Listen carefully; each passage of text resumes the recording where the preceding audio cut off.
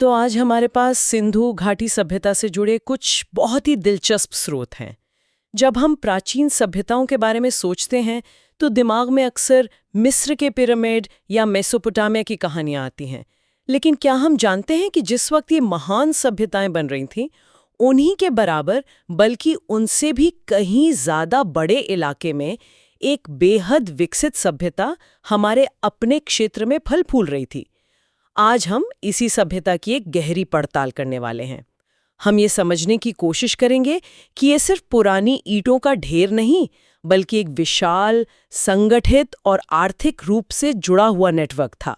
चलिए इसे परत दर परत खोलते हैं। सबसे पहली चीज जो दिमाग को चकरा देती है वो है इसका आकार। स्रोत बताते हैं कि ये सभ्यता लगभग 12.5 लाख वर्ग किलोमीटर में फैली थी। मतलब आज का पाकिस्तान, उत्तर पश्चिम भारत और अफगानिस्तान के कुछ हिस्सों तक। बिल्कुल, ये आंकड़ा सुनना एक बात है और इसे नक्शे पर देखना बिल्कुल अलग। इसकी सीमाओं को समझना बहुत दिलचस्प है। उत्तर में ये पूर्वोत्तर अफगानिस्तान तक थी, तो दक्षिण में गुजरात के लोथल और धोलावीरा जैसे बड़े और महत्वपूर्ण स्थल इसके गवाह हैं। और पूरब पश्चिम का क्या? मतलब कहाँ से शुरू होकर कहाँ खत्म होती थी ये दुनिया? पूरब में इसका सबसे बाहरी छोर उत्तर प्रदेश के मेरठ के पास आलमगीरपुर को माना जाता है, जो हिंडन नदी के किनारे हैं। और पश्चिम में यह पाकिस्तान के बलूचिस्तान में दाश्त नदी के किनारे बसे सुतका गेंडोर तक फैली थी। वाह! तो आप सोचिए, ये मुख्य रूप से सिंधु और अब सूख चुकी घग्गर, हकरा नदी के आसपास बसी एक विशाल विशाल सभ्यता थी। यहाँ से बात और भी दिलचस्प हो जाती है।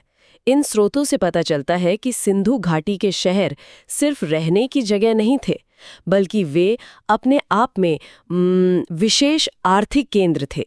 हर शहर का अपना एक खास काम था, जैसे गुजरात का लोथल। हाँ, लोथल को तो हड़प्पा सभ्यता का मैनचेस्टर भी कहा जाता है। मैनचेस्टर? जी, क्योंकि यहाँ ईंटों से बना एक कृत्रिम डॉकयार्ड, यानी एक बंदरगाह मिला है, जो साबरमती नदी के जरिए अरब सागर से जुड़ता था।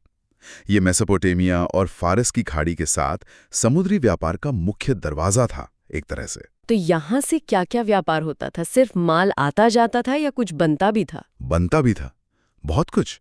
यहाँ मनके मतलब बीड्स बनाने की कई कार्यशालाएं मिली हैं और अनाज के बड़े बड़े गोदाम भी मिले हैं। इसके अलावा यहाँ से चावल की खेती के शुरुआती सबूत मिले हैं और एक युग्म शवाधान भी मिला है। युग्म शवाधान मतलब एक कपल बरियल, जहां एक पुरुष और एक महिला को साथ में दफनाया गया था। ये चीजें इस जगह को और भी अनूठा बनाती हैं। तो लोथल एक बहुत बड़ा व्यापारिक बंदरगाह था। अब बात करते हैं एक ऐसे शहर की जो, जैसा आपने कहा, पूरी तरह से उत्पादन को समर्पित था, चन्हूदड़ो। हाँ, चन्हूदड़ो। यहाँ जो बात सबसे ज्यादा फैसिनेट करती है वो ये है कि चन्हूदड़ो एकमात्र ऐसा हड़प्पा शहर है जहां कोई गढ़ या सिटाडेल नहीं मिला। एक मिनट, गढ़ नहीं मिला, इसका क्या मतलब हुआ?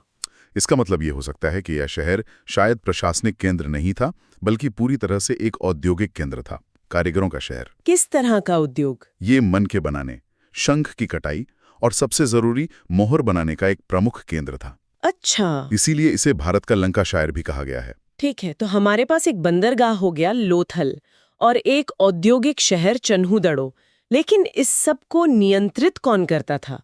अब बड़े शहरों यानी हड़प्पा और मोहनजोदड़ो की बात करते हैं। बिल्कुल, अगर हम इसे बड़ी तस्वीर से जोड़कर देखें तो हड़प्पा और मोहनजोदड़ो प्रशासनिक और वितरण केंद्र थे। इन दोनों शहरों में विशाल अन्नागार यानी ग्रेट ग्रानरीज मिले हैं। अन्नागार मतलब अनाज के बहुत बड़े गोदाम? सिर्फ गोदाम नहीं, ये उस समय के आर्थिक तंत्र का केंद्र थे।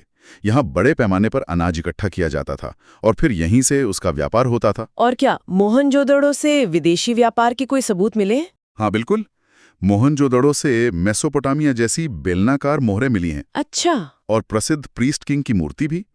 साथ ही यहाँ से बुने हुए कपास का एक टुकड़ा भी मिला, जो इनके कपड़ा उद्योग और व्यापारिक संबंधों का पुख्ता सबूत है। तो इस सब का मतलब क्या है? मतलब ये इतना बड़ा व्यापार नेटवर्क ये काम कैसे करता था? देखिए, इसकी नींव कुछ खास चीजों पर टिकी थी। पहली, ये एक शहरी अर्थव्यवस्था थी जो कृषि और व्यापार दोनों पर आधारित थी।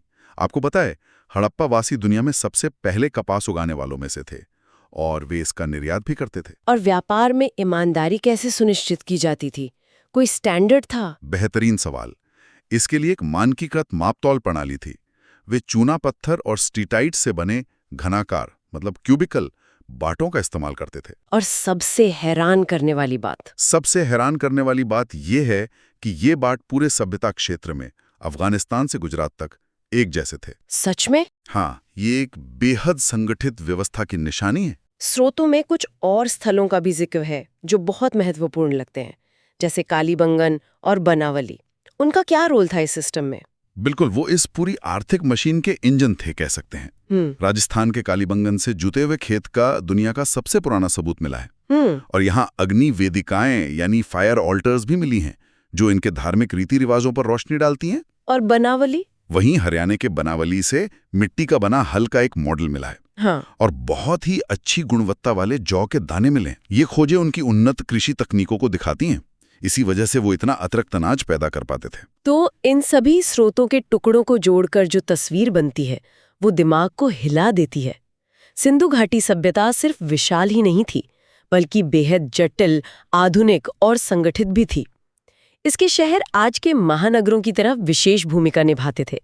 कोई बंदरगाह था, कोई औद्योगिक केंद्र, तो कोई प्रशासनिक राजधानी। सही कहा आपने। ये एक ऐसी कांस्य युगीन सभ्यता थी जिसका व्यापार मेसोपोटामिया तक फैला था और जिसकी अपनी एक मानकीकृत प्रणाली थी जो हजारों किलोमीटर तक एक जैसी थी। ये हर मायने में अपने समय से बहुत बहुत आगे थी। लेकिन एक मिनट सोचिए, इन सभी स्रोतों में हमें विशाल अन्नागार, सुनियोजित शहर, बंदरगाहों और कार्यशालाओं का जिक्र मिलता है। ये सब एक बहुत ही कुशल समाज की निशानियां हैं। पर एक चीज है जिसका लगभग कोई जिक्र नहीं है। मिस्र और मेसोपोटामिया की तरह भव्य मंदिर, राजाओं के विशाल महल या शाही कब्रें।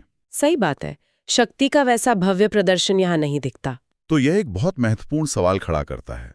आखिर इस इतने संगठित और विशाल सभ्यता को कौन और कैसे चला रहा था, बिना उस तरह की शक्ति के भव्य प्रदर्शन के जो हम दूसरी प्राचीन सभ्यताओं में देखते हैं? क्या ये व्यापारियों का एक समूह था या पुजारियों की एक समिति? इसका जवाब